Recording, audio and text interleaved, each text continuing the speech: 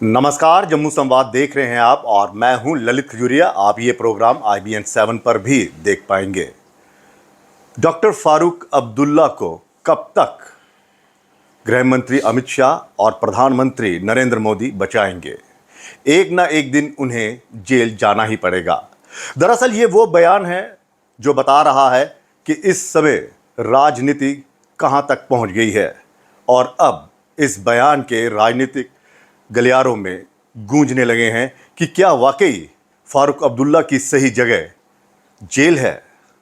जी हां, ये बयान जो दिया है वो अल्ताफ बुखारी साहब ने दिया है, जिनकी जम्मू कश्मीर अपनी पार्टी है, और उनके इस बयान के कई मायने जो है वो निकाले जा रहे हैं। तो क्या वाकई फारूक अब्दुल्ला ने कुछ ऐसा किया है कि उनकी सही जगह जो है वो सलाखों के पीछे है? और ख़ासकर उस दौरान ये बयान आना जब अनंतनाग की सीट पर अभी चुनाव होना बाकी है। एक पब्लिक रैली में उन्होंने ये बयान दिया है। आखिर कौन बचा रहा है और क्या मजबूरी है सेंटर की कि वो फारूक अब्दुल्ला को बचा रहे हैं?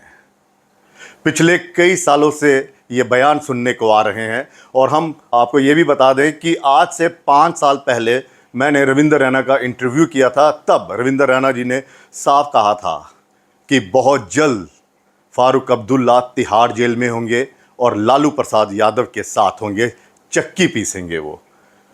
उस बयान को दिए हुए 5 साल हो गए हैं और इन 5 सालों में रविंद्र रैना के जज्बात भी बदले और फारूक अब्दुल्ला के प्रति उनका प्यार भी जो था वो उमड़ कर आया। और फिर कुछ सालों के बाद उनका बयान आता है कि फारूक अब्दुल्ला साहब बहुत बड़े लीडर हैं और वो देश की तरक्की में अपना योगदान दे रहे हैं, एक मंजे हुए राजनेता हैं। लेकिन इस मंजे हुए राजनेता पर अब अल्ताफ बुखारी का बयान आना ये बता रहा है कि शायद फारूक अब्दुल्ला उस दहलीज पर पहुंच गए हैं, यहाँ पर अब केंद्र को कहीं ना कहीं एक्शन लेना चाहिए। यूं तो अल्ताफ बुखारी को प्रधानमंत्री की बी टीम कहा जाता है, यानी कि भारतीय जनता पार्टी की बी टीम का आरोप लगता है और बी टीम ये कह रही है कि डॉक्टर फारूक अब्दुल्ला की जो सही जगह है वो जेल है। तो आखिर जेल जाने के कारण क्या है?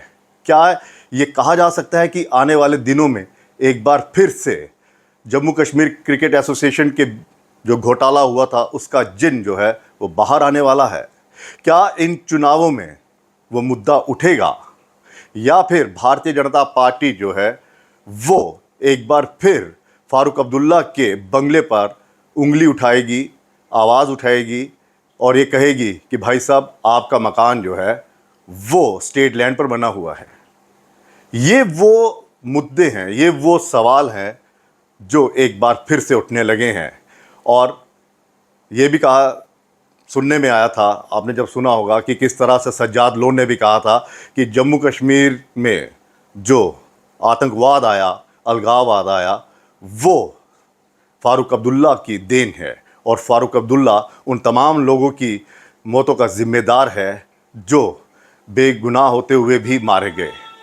तो ये बयान अब वाकई में सच साबित होगा या फिर ये सिर्फ हवाबाजी है, चुनावी कह सकते हैं कि स्टंटबाजी है, चुनावी स्लोगन्स हैं, या वाकई में फारूक अब्दुल्ला को यहाँ पर जेल भेजने की तैयारी की जा रही है? क्या अपनी पार्टी अब इन बयानों के ज़रिए अपना वजूद तलाश रही है या वाकई में फारूक अब्दुल्ला के दुश्मन जो हैं वो खड़े हो गए हैं? क्योंकि सेंटर तो अब खामोश है, ना ही प्रधानमंत्री जी का कोई बयान आया, ना ही अमित शाह जी का बयान आया। हाँ, इतना बयान ज़रूर आया कि परिवारवाद को लेकर फारूक अब्दुल्ला, PDP और कई ऐसी पार्टी, कांग्रेस, उनके खिलाफ तो ये बोलते हैं, लेकिन फारूक अब्दुल्ला द्वारा जो किए गए कृतज्ञ हैं वो कभी उन्होंने कभी चर्चा नहीं की। उन पर यह भी आरोप लगा कि JKCA में जिस तरह से करोड़ों की धांधली हुई है वो फारूक अब्दुल्ला की वजह से ही हुई है। हालांकि इसका जो मामला है वो कोर्ट में चल रहा है और इसी मामले के चलते उनकी प्रॉपर्टी भी कुर्क की गई थी। लेकिन अब चुनावों में ये जो बयान आ रहा है ये हलचल मचाएगा और केंद्र सरकार पर ये प्रेशर भी डालेगा कि भाई साहब, इतना कुछ होने के बाद भी अगर आप खामोश हैं तो इसके पीछे आखिर क्या वजह है।